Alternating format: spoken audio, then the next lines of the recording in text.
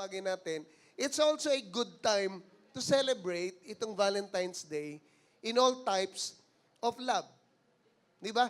Ano-ano bang klase yung mga love na yan? Sa family, friends, and even yung self-love. Mahalaga yun.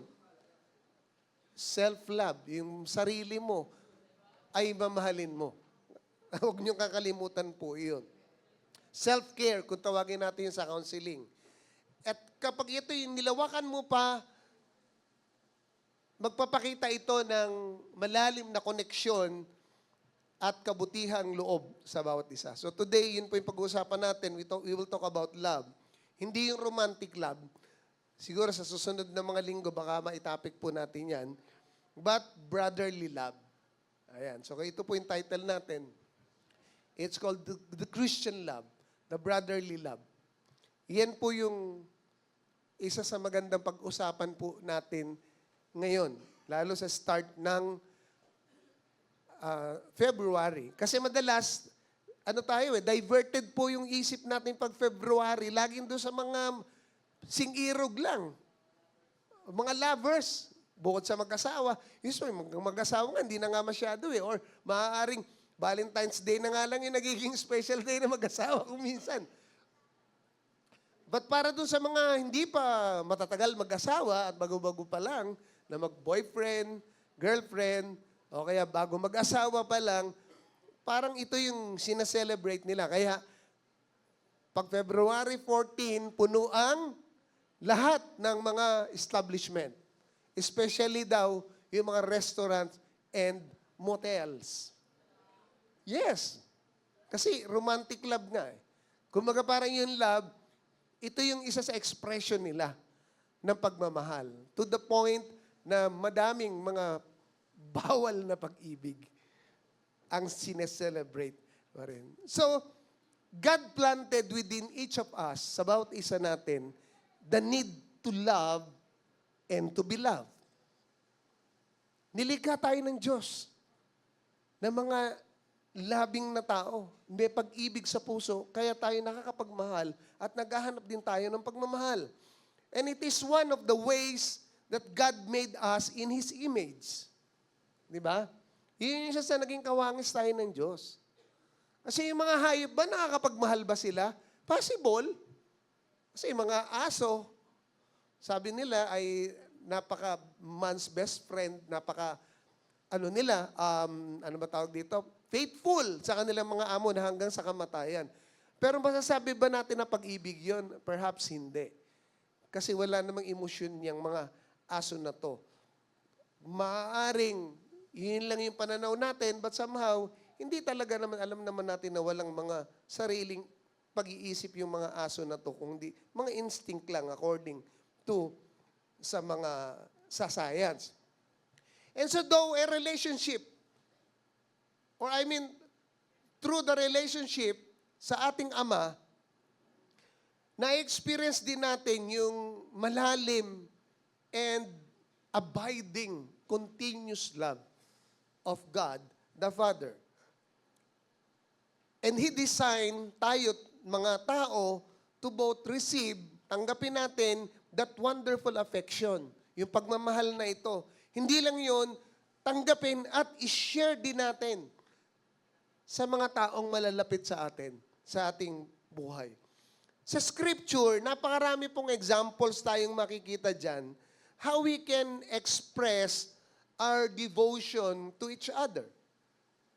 At meron pong apat, sa Bible, merong apat, na sinabi natin na major types or kinds of love. Ano ba yan? Yung 4 kinds, ito yung major kinds of love. Una is the storge love. Griego po yan, the Greek. Ibig sabihin nun, familial affection. The care that exists between family members. Kaya natin minamahal yung ating mga magulang. O yung mga magulang, minamahal yung mga anak. O yung mga anak, minamahal yung kapatid. That is called storge, kung tawagin. Storge or familial love. Love for the family. Ano pa? Phileo. Ito naman, brotherly friendship, yung phileo love. A deep, affectionate bond between friends or fellow believers. Meron ba kayo niyan? Yung mga best friends, BFF kung tawagin. Ayan po yun. And then, yung Eros love, ito yung romantic love. Ito yung gustong-gusto ng karamihan, mga singles. Tama-tama, yung lahat ng singles, mamaya invited kayo na kayong mag-skip, umattend kayo mamaya sa ating Love, Courtship, and Marriage Seminar 1:30 p.m. onwards. Kasi once in a lifetime po ito na nagkakaroon tayo nito. So it's an opportunity. Pag single ka, yung mga bata dito, sinabi ko nga sa taas, yung mga 11 or 12 years old, paatenin nyo. Mamaya. Kasi ngayon, elementary, nagkakaroon na ng karelasyon.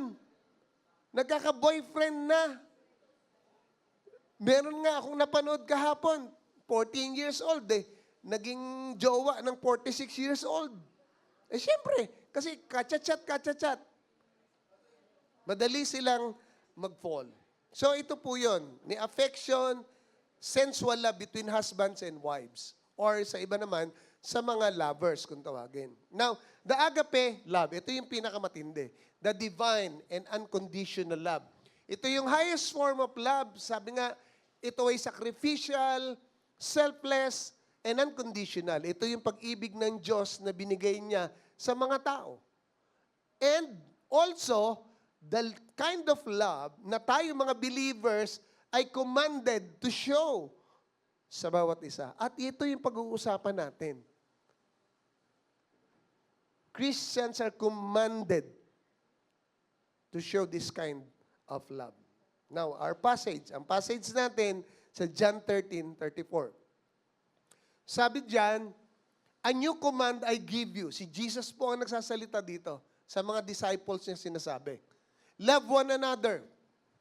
As I have loved you, so you must love one another. By this, everyone will know that you are my disciples if you love one another. Sa Tagalog, mas maganda, binibigyan natin ng Tagalog pag maigsi lang yung passage. John 13:34. Isang bagong utos ang binibigay ko sa inyo ngayon, sabi ni Jesus. Magmahalan kayo. Para sinisigawan no? Hindi naman siguro ganun si Jesus. Magmahalan kayo. Baka ganun yung kanyang emotion. Magmahalan kayo. Kung paano ko kayo minahal, gayon din naman kayo magmahalan. Kung kayo'y may pagmamahal sa isa't isa, makikilala ng lahat na kayo'y mga alagad ko. Now, itong passage po na to sometimes parang nate-take for granted natin. In fact, alam natin to eh. But most of the times, even tayong nasa loob ng church, hindi ito nararamdaman. And tayo na isang family church, in fact, ito yung ating advantage. Because here, we are as one family. Para tayong pamilya, halos lahat magkakakilala eh. Halos lahat dito. Kahit sa mukha familiar. Kasi linggo-linggo. Pag gumaten ka sa mga mega churches, ngayong linggo na to, iba yung katabi mo. Sa susunod na linggo, iba na naman yung katabi mo.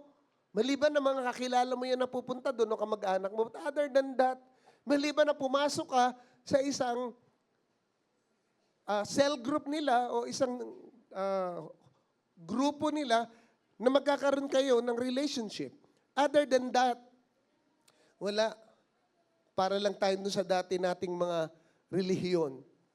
Papasok sa loob ng simbahan, makikinig ng sermon, lalabas, walang nagbago, walang nai-apply sa buhay nila. Now this love, in the original Greek, sa Griego, na itinuturo ni Jesus, alam niyo ba na yung Greek word na to, ang meaning nito ay agape.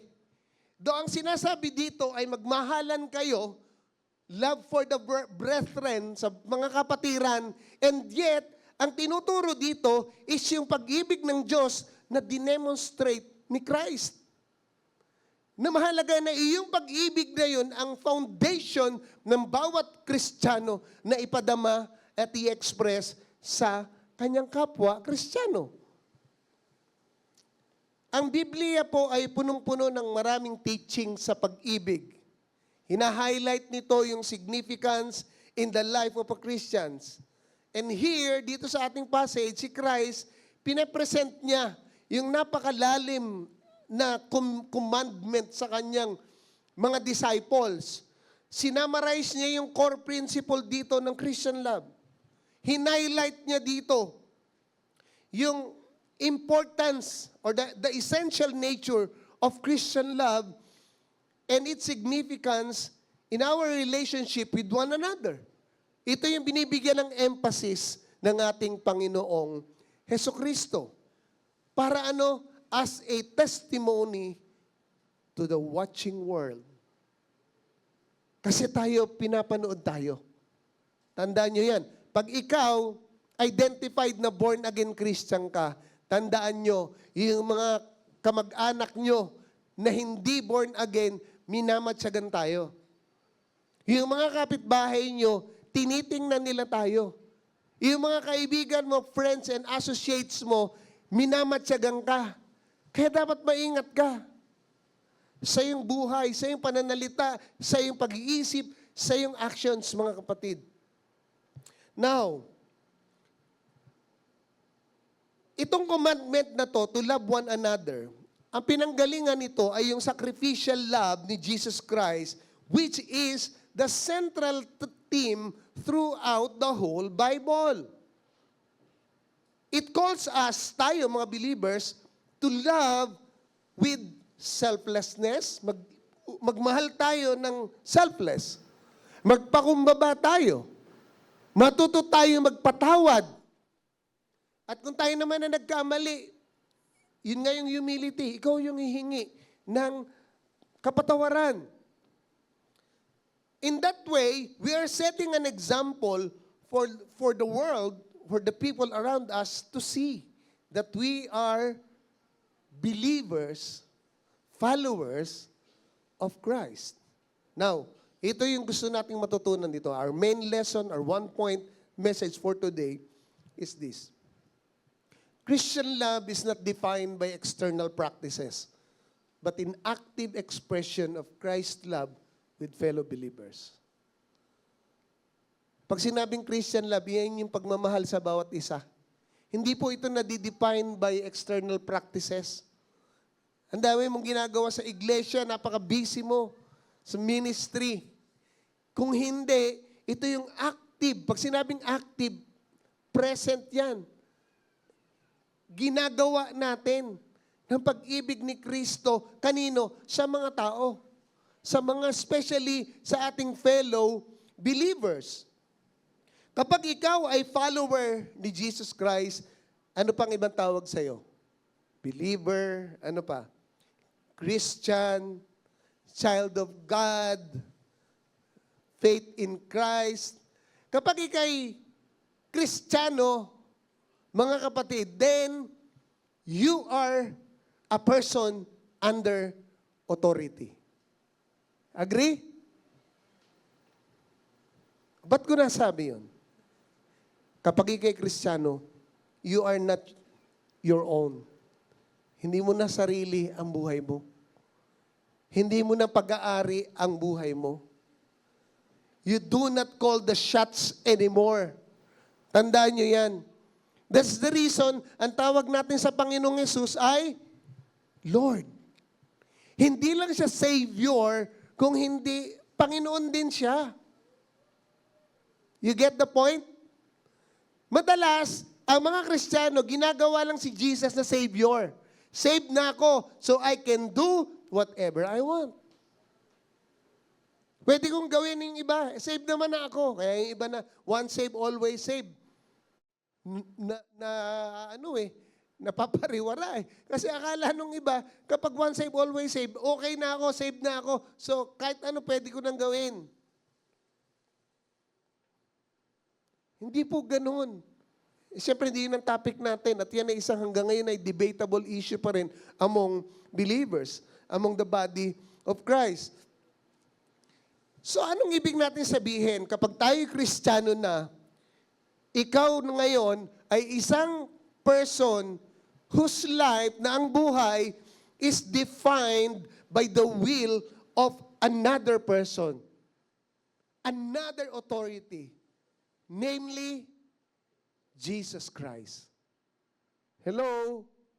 Andiyan ba tayo? Yes. Kapag ikay Kristiyano na, siya na yung iyong Panginoon. So, hindi mo na pag-aari ang buhay mo. So, mahalaga na mag-submit tayo sa Kanya.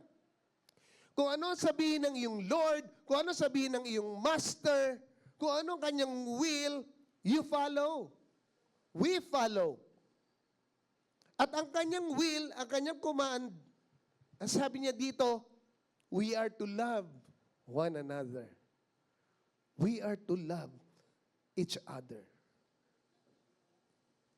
So the new commandment He gave, yung binigay niyang new commandment, hindi po ito isang suggestion lang na bago. Hindi rin ito isang bagong idea lang sa Biblia. O kaya naman ay isang possibility or option. Option ito eh. Kung hindi, a new commandment. Bagong utos. Now, as commandment of Christ, doon sa passage natin, balikan natin. Love for brethren is the defining mark of the Christian faith. Yung pagmamahal sa mga kapatiran, ang defining mark of the Christian faith. Sabi ko nga, madalas alam natin ito, pero ang hirap nito sa application. Diba? Madaling mahalin yung kapwa mo Kristiyano kapag okay yung relationship nyo. Kapag maganda yung ginagawa niya sa'yo. Kapag pumapabor sa atin yung kapatid natin. Amen? But, the real test is this. Kapag nagkaroon tayo ng issue doon sa isang taong kapatid mo, paano ang ating pakikitungo sa kanila? Paano kung nangutang sa iyo? Eto na naman si pastor. Nangutang sa iyo, ang sabi, ibabalik bukas. Hindi naman sinabi kung anong date yung bukas. Di ba? Madalas dyan tayo eh. Now, wala akong sinisisi dito. Both of them ay parehong may problema. Siyempre, number one, yung nangutang. Kasi nangako ka, nangungutang ka, sige na, sister, brother, pahiramin mo ako, kailangan ko lang, babalik ko sa iyo. Meron naman ako makukuha later. Yung pangako, napako. Ang tendency, yung pinagkautangan mo, kahit kapatid mo sa pananampal, kahit pastor pa yan, sasama loob sa iyo. Bakit? Kasi pera niya yun eh. At kung siya may pangangailangan na sinisingil ka, hindi ka makapagbayad, niho, hindi ka man lang nagsasalita. Mga kapatid, paano natin sasabihin na mahal natin ang bawat isa kung ganun? To the point, ayaw mo na mag-church. To the point, sinisiraan mo na sa ibang tao. Yun namang nangutang, sinisiraan na din. Yan, nangutang ako dyan. Siningil ako na siningil, pinahiya pa ako. Siyempre, one-sided yun. Yun namang isa, pinahiram ko na yan kung ano nasasabihin. As in, parang nabili naman niya yung tao. Sabi ko nga, sa mga ganitong pagkakataon, bakit ko sinasabi ito? It's because ito yung pinakamadalas na senaryo sa church. Dahil ito yung napaka-practical na palaging sa buhay natin, alam natin ang nangyayari. Kaya nga ako, binabawal ko yan sa inyo. Natatandaan niyo ba? Palagi pinapaalala. Hanggat maaari sana, huwag kayong mag-utangan. O, pangit yung utangan eh. Maghiraman ng pera. Bakit? Kasi, iyan ang nagiging simula ng kagalitan o hindi pagkakaintindihan. Hindi lang yun, yung paggagaransya. Alam niyo ba, yung nagagarantor tayo sa Biblia, sinasabi doon, huwag kayong maggagaransya. Hindi po pinopromote ng Biblia yung pagiging garantor. Kasi yung ginarantoran mo, kapag siya ay problema mo na rin yun. Ikaw ang hahabulin nun. Yung utang niya, utang mo na rin pag di siya nakabayad. Hello? Andiyan pa ba tayo? So, itong love na to, na sinasabi ng Panginoong Hesus, kanina sinabi ko na, di ba, characterized doon ng selflessness, sacrifice, and genuine care, not only for God, but also to fellow believers. Itong pag-ibig na to, ay may kapangyarihan to transform lives para magbago ng buhay. to promote unity, para mag-promote ng unity, pagkakaisa. At hindi lang yon, to bear witness, mag-witness tayo sa mundo in the reality of Christ, na totoo si Kristo, mga kapatid. Kaya nga ito yung the defining mark of the Christian faith. Your love for one another. But on the other hand, this requires continuous nurturing. Alaga, pag-aalaga. Hindi lang yon, continuous overcoming ng mga problems, difficulties, challenges sa buhay. Unang-una, yung pride. Yan. Kapag may pride, iyon yung sumisira sa pagmamahalan. Diba?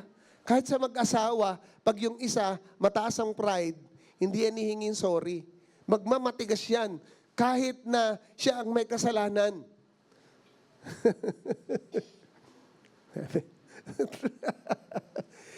Palagi, may mga narinig na akong ganyan. Palagi, magsasabi sila, Pastor, sa amin dalawa, ako nga ang palagi nagpapakumbaba. Tama? Di ba? Ako nga palagi humingi sorry dyan, Pastor. Siya na nga nagkasala.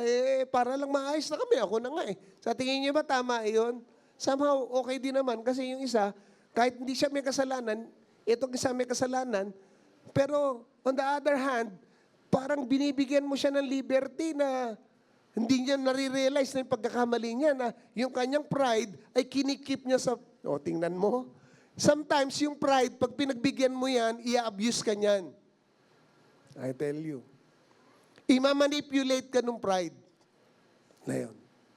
Kaya sa mga mag-asawa, sabi, okay lang yan sa asawa ko. Galit-galitan lang ako dyan. Susunod na sa akin yan . So now, as believers, we are called to demonstrate this love.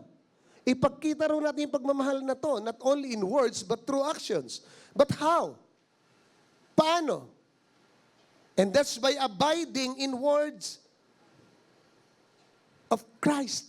Yun magmanatili tayo sa mga salita ni Kristo. At hindi lang yun, sa pag-ibig niya. I-practice po natin yung mga bagay na dapat na natin gawin. Yun nga, yung forgiveness. Napakahalaga nun . Hanggang ngayon, nagkikip ka ng unforgiveness, Kristiyano ka ng matagal. I-release nyo yan, mga kapatid. Maganda nga yung kaninang prayer ni Brother Alvin, di ba? Totoo yun. That's the reality. Ramdam mo . Kasi alam niya na nararanasan niya yung mga gantong bagay. And pagka tayo merong kinikip sa puso natin, mga kapatid, yan po yung naging isang hahadlang sa atin. Para tayo po ay hindi lumago bilang mga Kristiyano. So what else? By living in humility. Magpakumbaba tayo. And by extending that love even to our enemies. Hello. Ayan na naman. Sabi ni Christ, love your enemies. Isa sa napakahirap pakinggan. Lalo na doon sa mga may kaaway. Lalo na doon sa merong mga kinaiinisan. Yun sa mga tao na naka-experience ang ginawan tayo ng hindi maganda. Sino sa inyo naka-experience ng nagawan tayo ng hindi maganda? Taas kamay. Siguro halos lahat. Maliban na super bait mo. O kung hindi ka nakakaranas ng ganun, kukunin ka na ni Lord. Huwag mo na. Joke lang. Sometimes, mga kapatid, hindi natin maiiwasan yun. That's part of life. Hanggang tayo buhay, may emosyon tayo, masasaktan tayo at makakasakit tayo. Di ba? Ako po, bilang pastor, ang dami ko na rin pagkakataong ganyan. Kahit pastor, walang exemption. Nasasaktan din kami. May mga tao din na kahit kapwa mo pastor, makakagawa sa iyo ng hindi maganda. Dahil tao lang din sila. Pero ang maganda, hindi tayo nagtatanim.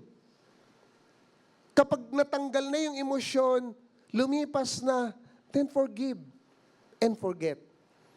Kung maaaring mababalik sa dati, balik mo. I have experienced many na mga ganyan.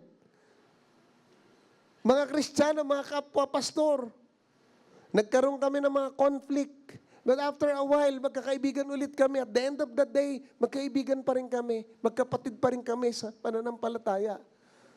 And that should be the case para makita ng mundo na tayo ay magkakapatid at disipulo ni Kristo. Now, the commandment of love. Ay, yung commandment of love. A new command I give you. Sabi doon, love one another. Binigay ni Jesus to sa mga disciples, yung command na to. Nang siya'y malapit ng umalis sa kanila, babalik na siya sa langit kasi at that time, yan na yung malapit na siyang mamatay sa krus. And this is to be the mark of discipleship. Kung saan, they might be known as His followers. Makikilala sila bilang tagasunod ni Kristo. Kung saan lahat ng mga tao marirecognize sila. Kaya sabi ko nga kanina, yun yung marka, yun yung karakteristik ng isang lingkod ni Kristo, tagasunod ni Kristo. Now, it is called new, bago. Tinawag tong bago ni Christ. Hindi dahil sa wala pang commandment nito dati. Nagets nyo? Bakit kaya sinabi ni Jesus, a new command I give you, love one another. Bago ba talaga to? Bago ba kaya ito sa mga disciples? Sa tingin nyo, what do you think? Well, in fact, hindi. Because this is one of the great teaching of the law of Moses. Look at this. Leviticus 19:18. Do not seek revenge or bear a grudge against anyone among your people, but love your neighbor as yourself. I am the Lord. You see? Diyan pa lang sa Old Testament, alam na to ng mga Hudyo. Tandaan nyo, sa kultura ng mga Hudyo, yung salita ng Diyos, binababa nila yan sa kanilang mga anak, sa kanilang mga apo, pinag-uusapan nila yan. Kaya somehow, knowledgeable ang bawat mga Hudyo sa salita ng Diyos. Sa Torah, lalo na yung Old Testament. So this command was already given to them even during the time of Moses. Now, it became new dahil, naging bago ito, dahil it had never been known. Hindi pa ito nakikilala o nakaklassified before ng kahit na anong grupo o class ng mga tao. Ng mga, sabihin natin na kalalakihan. Yung mga Hudyo, alam nyo naman, pag tinignan nyo culture ng mga Hudyo, sila po'y kilala sa mga kakaibang ritual. Di ba? Mga rituals, external rituals. Marami silang rituals. And hindi lang yon sa kanilang uniqueness sa kanilang pananamit. Alam niyo mga Hudyo, mahilig po yun sa kakaibang uri ng pananamit. Passionista ba sila? Pero yung kakaiba nga lang daw. And now even yung mga philosophers nila, Jewish philosophers, nakikilala sila, iba yung distinction nila.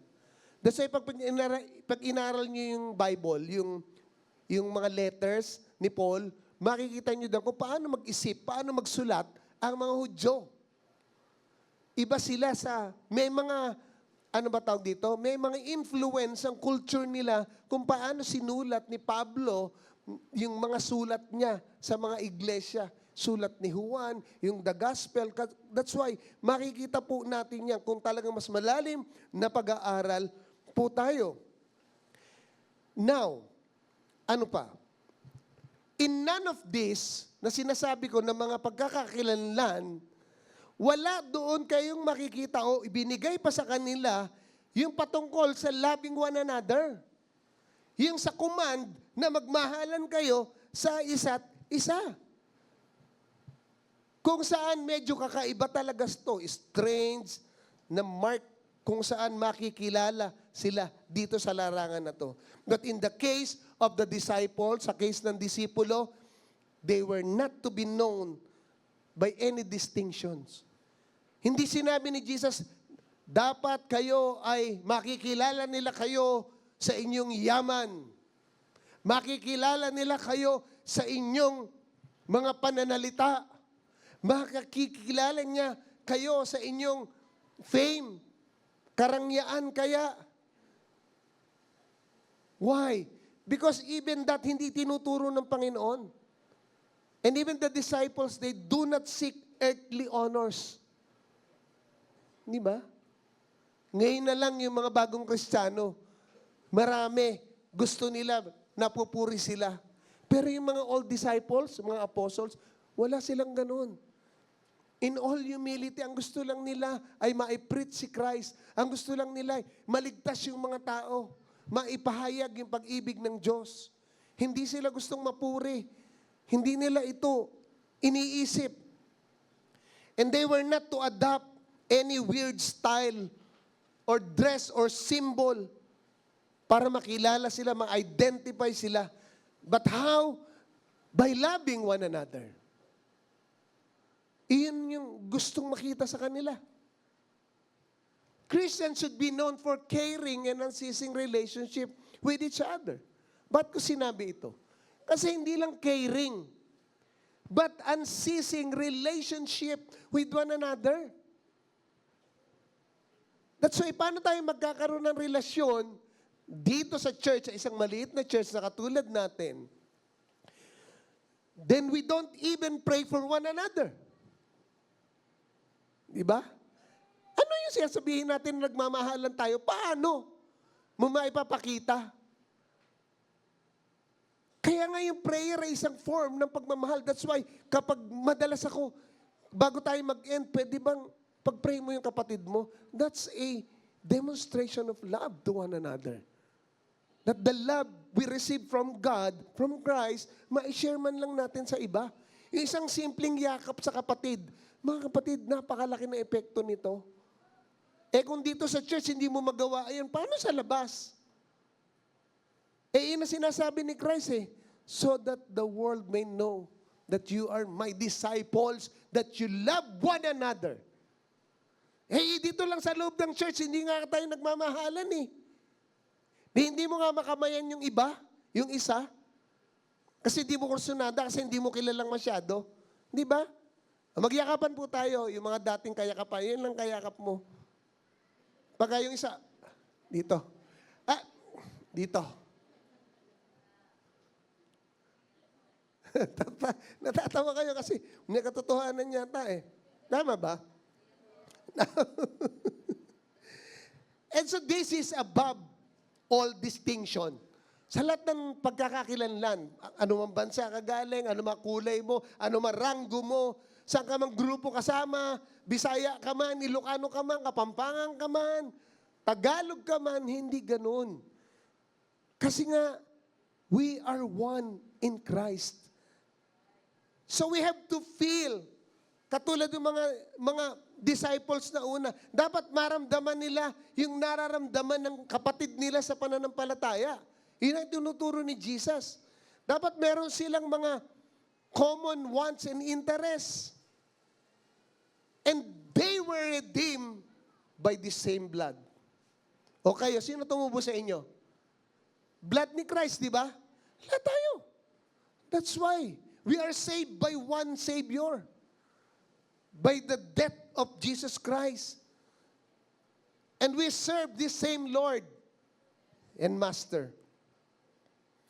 So Christians are to take care of each other. Dapat po, nagtutulungan, nagdadamayan sa problema. Kaya nga ako nalulungkot kapag yung iba wala, hindi ko nakikita kayo. 2 linggo ko na kayo hindi nakita, 3 linggo, sabi ko nga, pag napansin ko kayo, chinachat ko kayo. So, okay, may inis sa akin. Yung minsan, hindi makareply agad yung iba. E naiintindihan ko po yan kasi alam ko maaaring may pinagdadaanan siya. Maaaring hindi siya makasagot sa akin. Yung iba nangangako, hindi naman natutupad, kaya nahihiya. Pero ako hindi magsasawang mangumusta sa inyo. At kung kayo ay may mga pinagdadaanan na kailangan nyo ako ng advice, counseling, tawagan nyo lang po si Sister Lori. Joke lang. Ano si Ate Lori? Ayun sa likod. Hindi kasi siya yung nakasulat doon sa ating midweek, di ba? Prayer. Hindi. No, you can chat me. Open po ako 247. At ginagawa ko yan kahit na kanino. Hindi po tayo namimili. Kung may mga problema kayo, i-chat nyo lang ako. Gusto nyo ng counseling, ika-counsel ko kayo. Advice, bibigyan ko kayo ng advice.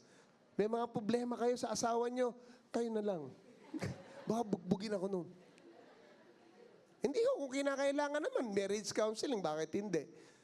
Okay lang, basta papayag sila. Yun po ba? Now, balik tayo. Saan na ba tayo? Now, sa maraming passages sa Scripture, yung command ni Jesus, paulit-ulit yan, di ba? Nakikita natin yan. And pinapakita nito na yung mga early disciples ay kinukonsider nila that this command is indeed a strange command. Parang kakaiba yung command na to. In addition, itong batas na to ay bago with regards to the extent to which this love was to be carried. Kung paano to gagawin. At kanino ba to dapat gawin? Balikan lang natin. You see the underline, love one another. Inulit, love one another. So we all know si Christ, mahal niya yung mga disciples, no doubt with that. Mahal niya yan. Kaya nga, pinakita na niya yan na siya'y mamatay doon sa krus ng Kalbaryo. So, this was a new expression of love, mga kapatid. Ipinapakita nito yung matibay na koneksyon, hindi lang sa Diyos, kung hindi sa bawat isang fellow believers natin. Para tayo, ready tayong sumaklolo sa mga kapatid natin. Yun nga yung tanong kung yung mga kapatid mo ay may pangangailangan, lumapit sa iyo, meron ka nung maitutulong, ipagpa-pray mo lang ba? Sasabihin mo lang na, go in peace, kapatid. Wala nga pagkain. Hindi ba dapat bigyan mo kahit konti?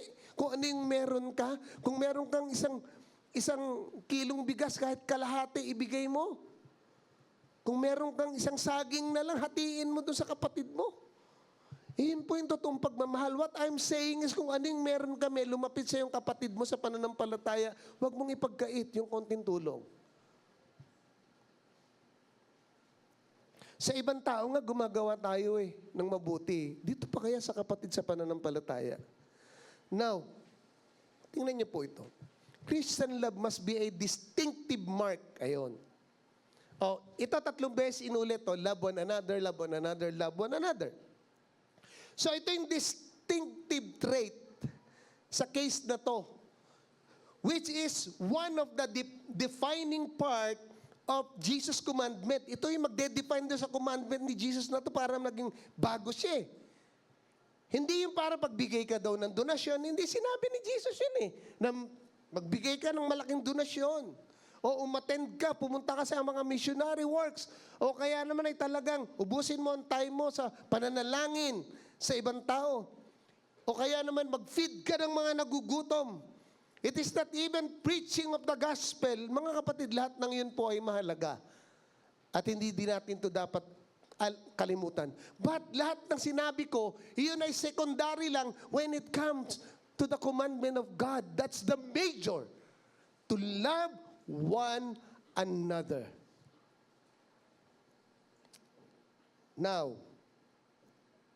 therefore, itong commandment of love na to must be understood. Maunawaan natin by knowing what it is. Ano nga ba ito? As defined of the originator. Sino ba originator? Christ Himself. Look at this.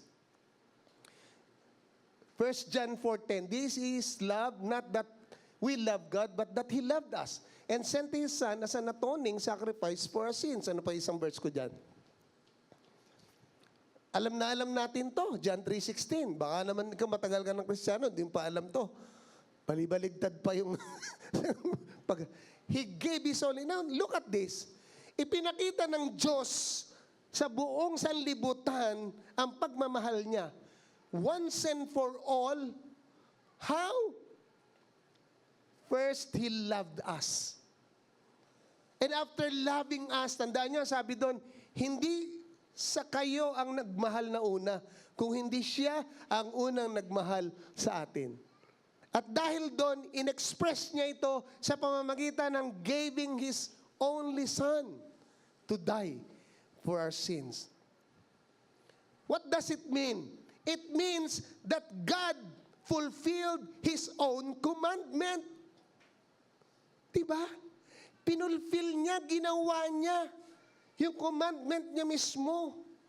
Ipinakita niya, i-demonstrate niya sa atin, mga kapatid. And so, Christian love as a new commandment. Bagong command ba talaga to? Actually, wala namang bago. Mula nga dun sa law ni Moses about loving one another. But kapag nilagay natin to, we put it into the context of the command of Jesus, it is to be understood in a new context. Dapat sa ibang konteksto.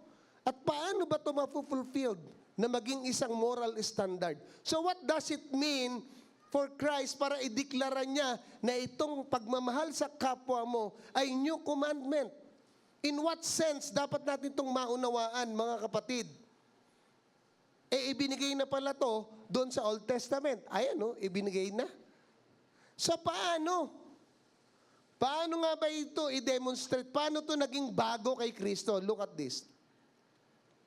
A command, new command I give you, love one another as I have loved you. May bago ba? Wala. Di ba? Pero tingnan niyo itong susunod. As I have loved you.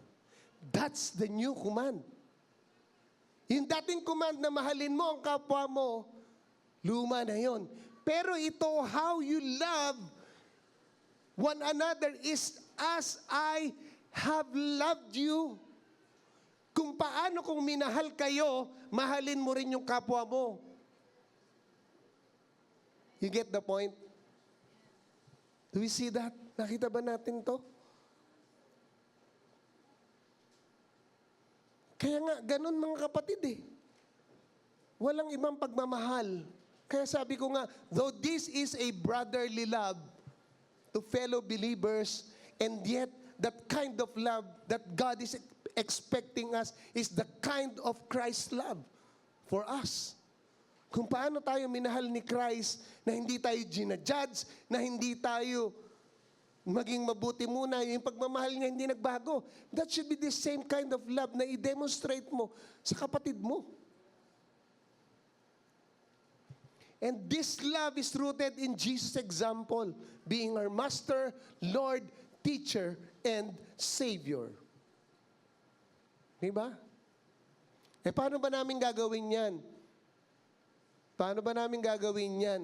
Tingnan natin kung anong sabi ng Panginoon. Ayun, by this, pag ginawa nyo yan, sabi niya doon sa by this, meaning, this is the measure.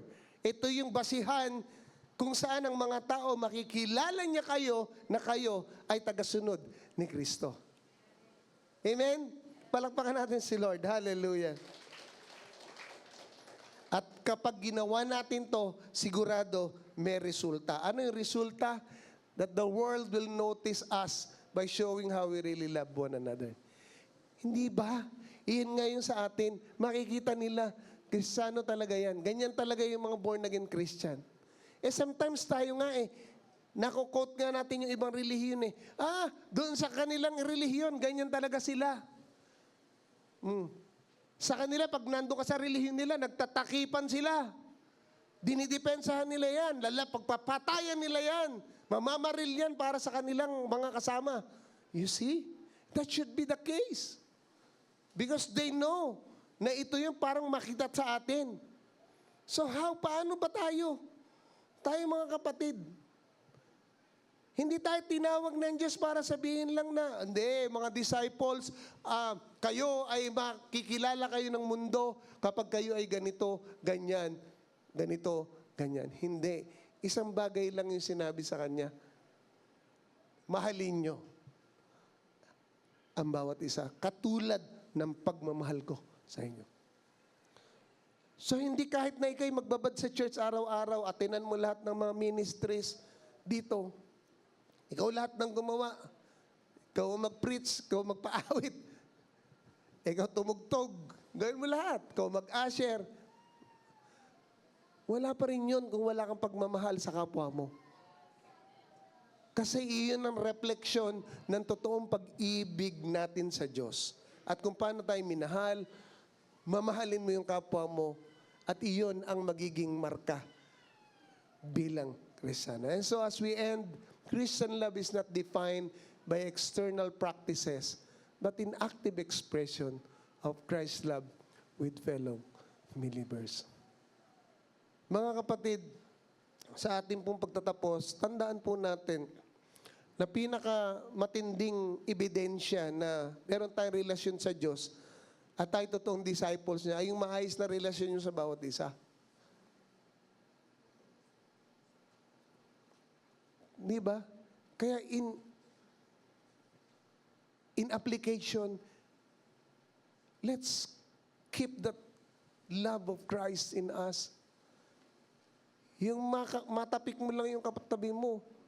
Di ba napakaganda na nagkakamayan tayo? Kaya nga yung ibang church nagbabatian, nagtatapikan. Walang pinipili, walang sinisino.